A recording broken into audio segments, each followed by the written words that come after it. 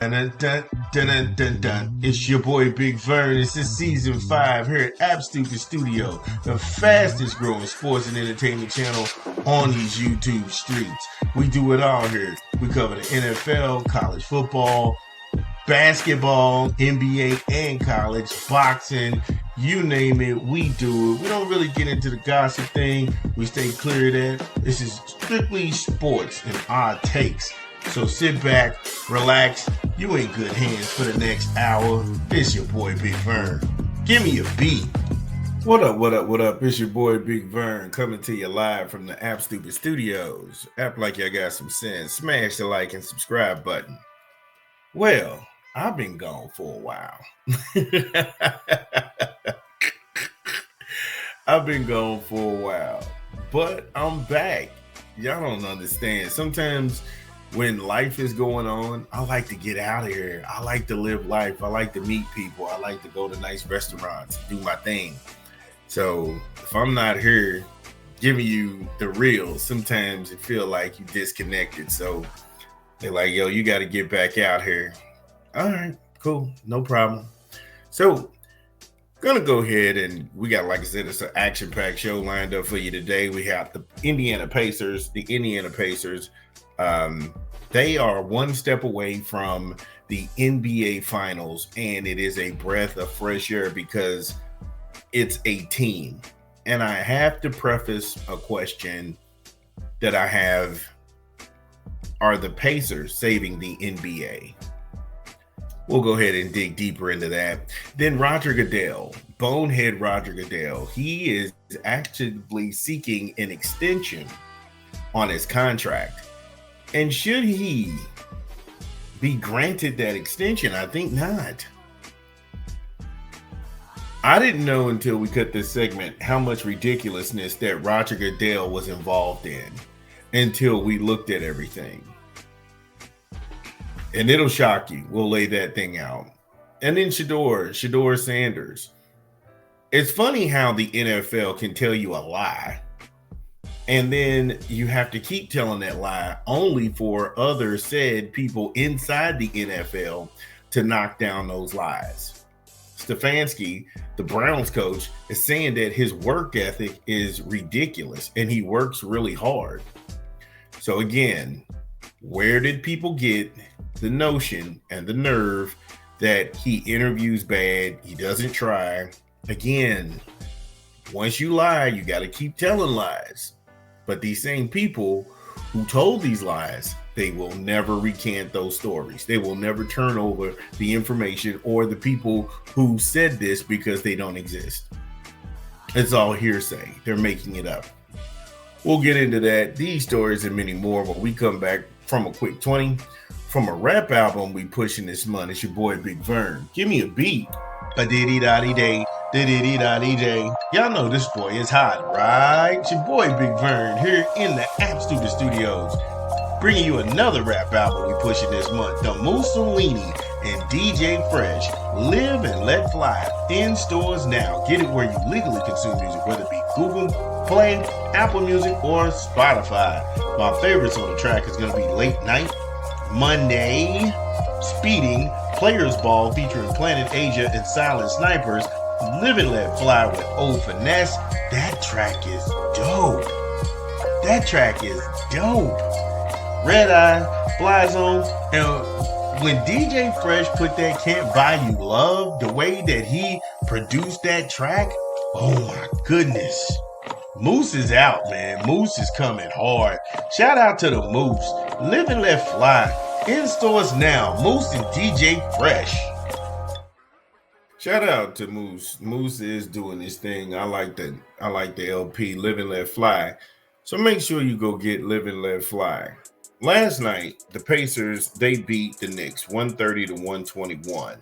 Haliburton came out very aggressive. Tyrese was so aggressive. He had a double-double in the first half of that game. And you can see that this guy has a mission. And so do the Pacers, because this series is an instant classic. When you see Triple H, someone in the WWE, is courtside then they know the importance of what you're looking at. When you see Spike Lee make the trip to Indiana because he hasn't been here in a while, you go ahead and couple that with the guy from Dune and then Ben Stiller. You pretty much have a feeling that this is one of the rivalries that is reigniting the fan base of the NBA. Because it's not superstars, 4 superstars, or 5 superstars, or a glorified all-star team. It's a team effort. And that's not to take away from Benedict Mathrun. That's not to take away anything from Obi Toppin or Miles Turner or anyone else who's out there playing their hearts out for the Pacers. If I missed you, just know I love you. You know, Pascal Siakam, you have Aaron Nesmith, he's doing his thing, Nimhard, TJ McConnell. Everybody gives a Herculean effort on the Pacers team. Everybody comes with that hard hat and they're ready to run, they're ready to increase the pace on you, but they wear you down. Now, as for Tyrese Haliburton, he's averaging 17.6 points against the Knicks. That's what he does against them in his career average. And in these playoffs, he's put up double-doubles. Last night was so impressive that he didn't have a turnover. He was playing with whatever the defense gave him. He was making the correct reads. And that's the problem, is that when Indiana is able to get in the lane and they're able to collapse the defense, these guys know just where to be at. The Knicks were going on a run. It was somewhat similar to game 3. You've got about 3 minutes left. Obi Toppin not only bounces out from the elbow to the extended wing, to the extended dead corner. Now, bam. Now that dude just knocked down a big time 3. And everybody played. Because even though you can look at guys out there like Pascal Siakam, they don't really run plays for Pascal Siakam. He had 30 points last night. And it was probably one of the quietest 30 points that you could see a guy put up. But Haliburton was having none of that. He had 32 points, 12 rebounds, and 15 assists. He's only the 4th Pacer in the history of that franchise to do that. And he's on a very short list of athletes in their prime to actually pull that off. Now, on the Knicks side of things, the Knicks have never won a series coming back from 3-1 deficits. It's just not in them. They just don't have it. And then you started to see guys like Karl Anthony Towns. He had an issue where Miles Turner, they said he blocked him in the back, but when you're in a post, everybody's pushing. And then Aaron Nesmith with a knee on his knee. And you felt bad for Towns because he could barely move. He had mobility issues and he was still grimacing and wincing in pain down the lane. Then on that last play, they throw the ball out to Siakam on a fast break and he goes up for a layup.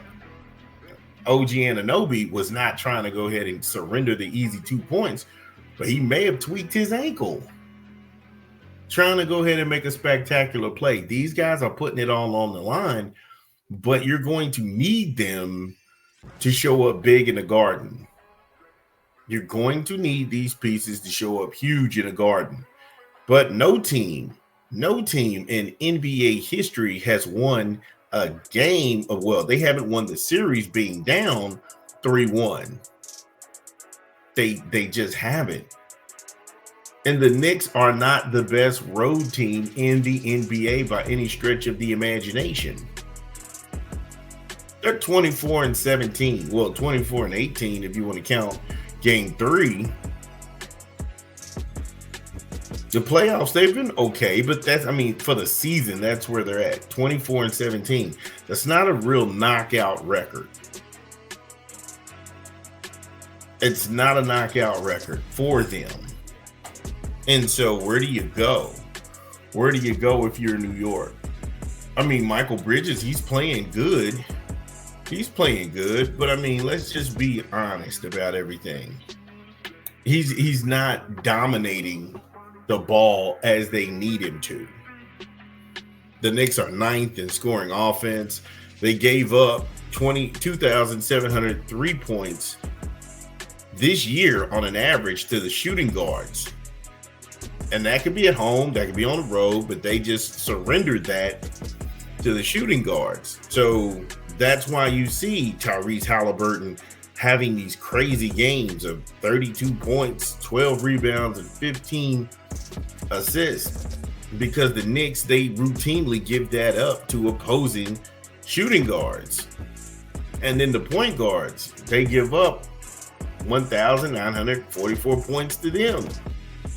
So when you see guys out there like Nembhard, like McConnell, these guys coming off the bench, playing 16 minutes and really turning up the heat, I mean, it's just a Herculean effort.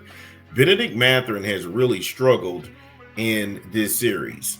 However, he had 20 points last night.